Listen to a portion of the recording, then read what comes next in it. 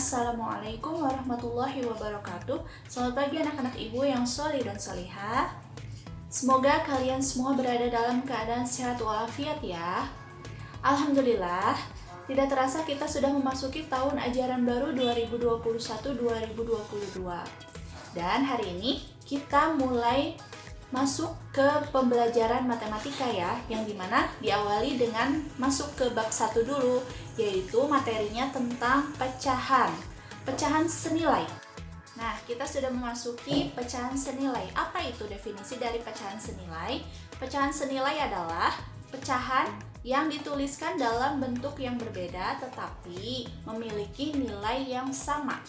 Maksudnya nilai yang sama ini nanti akan dijelaskan di slide selanjutnya. Kita kembali lagi, pecahan senilai ini bisa juga disebut dengan pecahan ekivalen.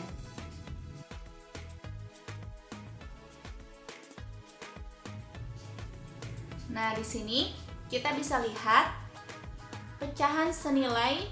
Contohnya ada pizza A. Pizza A ini dia berbentuk lingkaran, tapi yang dimakan itu hanya sebelah ya, atau separuhnya. Sehingga di sini separuh dari pizza yang satu lingkaran itu sudah dimakan, maka nilainya adalah 1/2. Dan kita bisa lihat di situ juga ada pizza B. Nah, di pizza B itu dia juga sama, pizzanya berbentuk lingkaran, hanya saja potongannya itu terdiri dari 6 potong. Nah, karena 6 potong itu sudah dimakan 3 bagian, maka di situ disebutnya adalah 3/6. Jadi, nilai dari 1/2 dan juga nilai dari 3/6 ini adalah sama, maka disebut pecahan senilai. Nah, di slide selanjutnya ini kita membahas tentang bagaimana sih cara menentukan pecahan senilai. Cara menentukan pecahan senilai dapat kita peroleh dengan cara mengalihkan pembilang dan penyebutnya dengan satu bilangan yang sama. Contohnya di sini ada pecahan 1/2, yang dimana pecahan 1/2 ini angka satunya kita sebut dengan pembilang dan angka 2-nya kita sebut dengan penyebut. Sehingga apabila pembilangnya dikali dengan bilangan atau angka 2, maka penyebutnya juga harus dikalikan dengan bilangan atau angka 2 agar kita bisa memperoleh satu pecahan yang dimana pecahan itu senilai dengan pecahan yang sebelumnya. Selanjutnya, kita bisa lihat masih dengan menentukan pecahan senilai. Gambar pizzanya pun masih sama, pizza 1/2 dan juga 3/6. Nah, di situ kita bisa lihat 1/2, pecahan 1/2 kita kalikan dengan bilangan atau angka 2 dulu. Sehingga 1/2 masing-masing pembilang dan penyebutnya dikali 2, maka menghasilkan pecahan 2/4. Dan yang kedua, ada pecahan 1/2 yang dikalikan dengan angka 3, maka menghasilkan pecahan 3/6. Dan yang terakhir, pecahan 1/2 dikalikan dengan angka 4 sehingga menghasilkan angka atau pecahan 4/8. Kesimpulannya, pecahan 1/2 ini senilai dengan pecahan 2/4, 3/6, dan juga 4/8. Selanjutnya, kalau tadi mah kita menentukan pecahan senilai, sekarang mah kita menyederhanakan pecahan senilai. Bagaimana sih cara menyederhanakan pecahan? Yaitu kebalikannya, kalau tadi dikali, sekarang dibagi.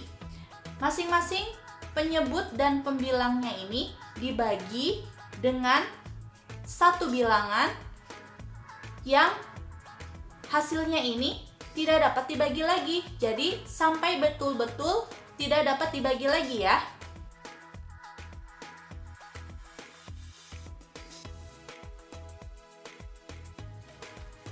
Selanjutnya, masih tentang menyederhanakan pecahan, kita bisa lihat contohnya. Sederhanakanlah pecahan 6/18. Maka bentuk penyelesaiannya adalah 6/18 kita bagi dulu dengan angka 2. Masing-masing pembilang dan penyebutnya ini kita bagi 2 sehingga menghasilkan 3/9. Karena pecahan 3/9 ini masih bisa kita sederhanakan, kita perkecil lagi ya. Kita bagi dengan angka 3. pembilang dan penyebutnya dibagi 3, maka menghasilkan pecahan 1/3.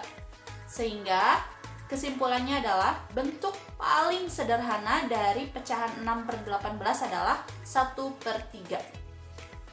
Sampai paling sederhana ya, dibagi dengan pecahan yang paling sederhana. Kemudian selanjutnya, kita bisa juga melihat di sini ada catatannya. Pastikan ketika menyederhanakan pecahan, baik pembilang dan penyebutnya ini dibagi dengan bilangan yang sama. Dan pastikan juga sampai tidak dapat dibagi lagi atau bentuk paling sederhana ya. Contohnya kita bisa lihat di situ, jika pembilangnya dibagi 2, maka penyebutnya juga harus dibagi 2. Yang bawahnya juga sama, jika pembilangnya dibagi 3, maka penyebutnya juga harus dibagi 3. Jadi jangan sampai antara pembilang dan penyebutnya ini berbeda, harus sama. Nah, sekian pembelajaran dari Ibu hari ini. Mudah-mudahan kalian dapat memahaminya dengan baik. Terima kasih. Sampai jumpa di video selanjutnya. Wassalamualaikum warahmatullahi wabarakatuh.